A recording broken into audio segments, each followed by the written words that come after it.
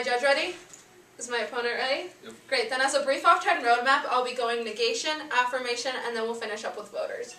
Now let's kind of look at the value and value criterion on the negation. We see that his value is quality of life, and his value criterion is personal value success system. But like I stated in my past rebuttal speech, you cannot even achieve quality of life without actually looking at governmental legitimacy, which is my value, because of the fact that quality of life and those rights are given by a government, a legitimate government. So the only way to actually maintain quality of life, or even start to look at quality of life, is if you achieve governmental legitimacy before quality of life, and that is why we must look at my value and value criterion in this round. On to his first point of violates personal autonomy.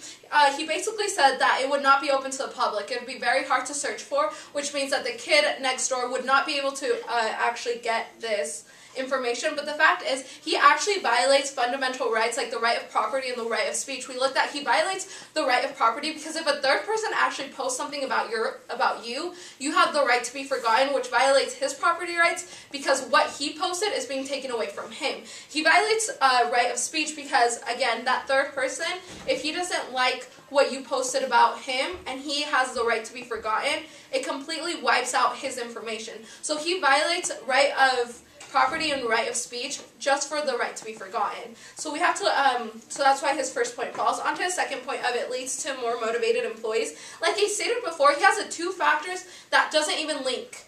He even conceded in his rebuttal speech that he cannot actually link the right to be forgotten to the first factor of hygiene, which means that he cannot actually say with complete certainty that it'll lead to more motivated employees. He has no link to the first factor, and he said that the only way to actually achieve the final result from the two-factor equation is if we actually can link both factors to the right to be forgotten. Of course, he can link it to his second factor of motivation, but he can't link it to his first factor of hygiene, which means that his two-factor doesn't even carry through. So therefore, his second point falls.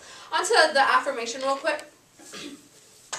Real quick, as we look at my value and value criterion, like I stated before, the only way to actually achieve quality of life is through governmental legitimacy. The only way to actually give rights to the people is through a legitimate government, since they are the ones actually providing these rights. So the way to weigh this round is through my value and value criterion of governmental legitimacy and locked social contract. On to my first point.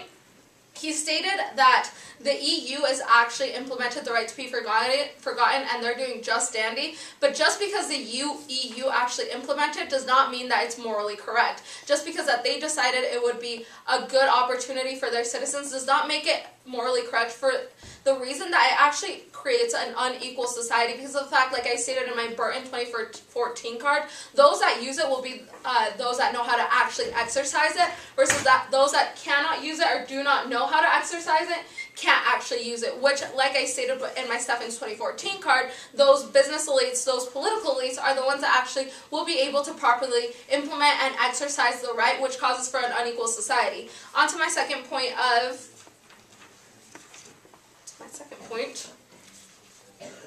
transparency. We can see that those that actually use it are the business elite and the personal elite, which means that they actually have the right to delete any information that is incriminating to political leaders or business leaders, which means that as a citizen, you can't actually see what your government is doing, which leads to a non-transparent government, which means that we actually don't achieve locked social contract of knowing if the government is provided for them. This leads to the impact of an abusive government. Since the government can easily delete anything that is incriminating to them, the people won't actually know what the government is doing with their money or if they're actually providing any rights for them in general. So we can see that the major impact on that second point is an abusive government. Now let's quickly finish up with voters. Like the first voter, and one of the most important ones, is solvency. The affirmation actually does not solve for the fact that it's a civil right. Like I stated before, the right to be forgotten actually leads to an unequal society, and the definition of a civil right is to lower discrimination and to improve equality. But he doesn't actually do that. Like I stated in my Stephens and my Burton card, it actually leads to an unequal society because of the fact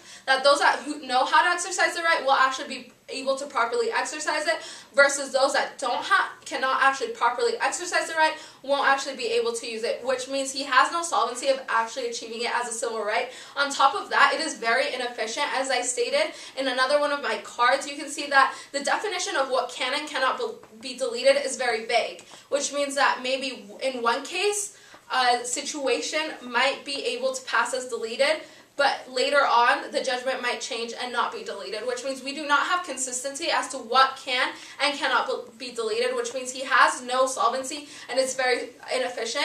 Your second voter will be the value and value criterion. Like I stated, you cannot get to quality of life without looking at governmental legitimacy first. The only way to achieve civil rights or to even achieve maintaining quality of life is to ensure that you have a legitimate government that can actually provide those rights and that can actually maintain that quality of life, because without a government to implement said rights and to implement quality of life, there's no way to actually achieve it.